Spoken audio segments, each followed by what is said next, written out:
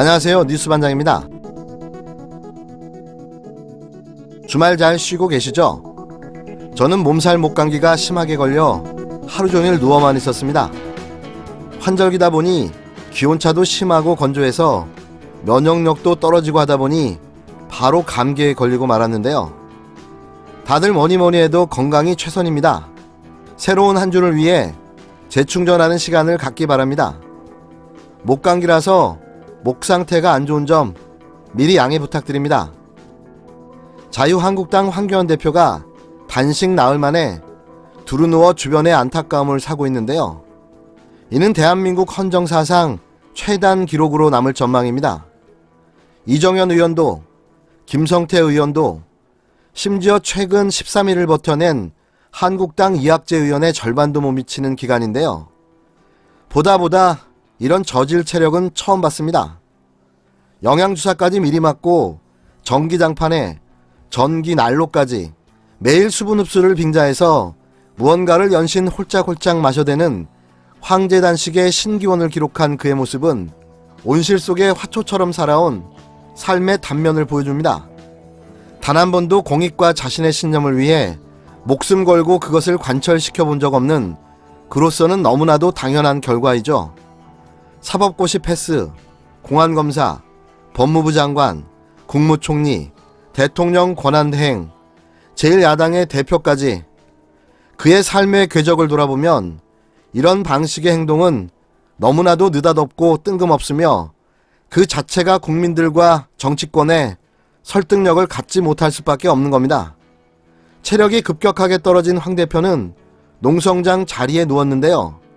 단식 농성 내내 비교적 반듯한 자세를 유지했던 황 대표가 자리에 누운 것은 이번이 처음입니다. 24일 황 대표는 명언 제조기답게 명언을 남기셨는데요. 고통마저도 소중하다며 단식을 이어갈 뜻을 밝힌 겁니다.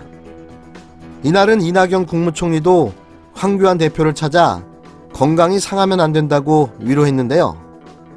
이 상태로라면 그의 의지와는 상관없이 단식도 종료될 것으로 보입니다. 건강을 상하셔는 안 되니까요. 걱정의 말씀을 드렸고 대표님께서 어려운 고행을 하시면 충정을 제가 한다는 말씀을 드렸고요. 대표님께서는 좀 뭐라고 말씀하셨나요?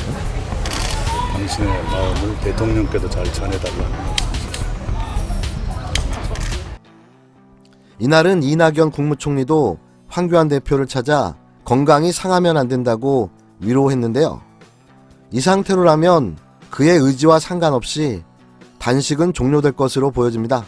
현재 황 대표는 이불을 덮고 눈을 감은 채 이 시각 농성을 지속하고 있는데요. 한국당은 이날도 황 대표가 청와대 앞에서 철야 농성을 이어갈 예정이라고 전했습니다. 결국 황 대표의 황제단식은 앰뷸런스에 실려 병원으로 후송되는 것으로 마무리될 텐데요. 어찌됐건 최단기간 황제단식으로 역사는 기록될 듯합니다. 그러고 보면 이분은 정말 마이더스 손인데요. 하는 일마다 신기록을 기록하며 대한민국 정치판의 역사를 바꾸고 있습니다. 이런 그의 모습을 보면 언제나 흐뭇합니다.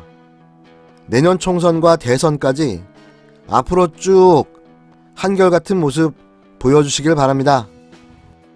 한동안 조용히 있던 자유한국당 민경욱 의원이 24일 느닷없이 나타나 경찰이 청와대 앞에서 단식 농성 중인 황 대표의 침낭을 빼앗으려 했다고 주장하고 나섰습니다. 이에 대해 경찰은 사실 무근이라고 반박했는데요. 이분은 잊을만 하면 한 번씩 이런 회개한 사건을 들고 나와 자신의 이름을 알리는데요. 이런 건은 흡사 야당 탄압이라는 프레임을 뒤집어 쓰이기 위한 그의 의도가 있는 행동으로 보여집니다. 민경욱 자유한국당 의원은 24일 자신의 페이스북에 5일째 단식 농성 중인 황 대표 사진을 올리며 애국시민이 침낭을 건네주려 하자 경찰이 빼앗았다고 한다고 적었는데요. 이어 민 의원은 황 대표께서 화장실 간 동안 사법경찰이 침낭을 걷어가려 했다는 증언도 있다고 주장했습니다.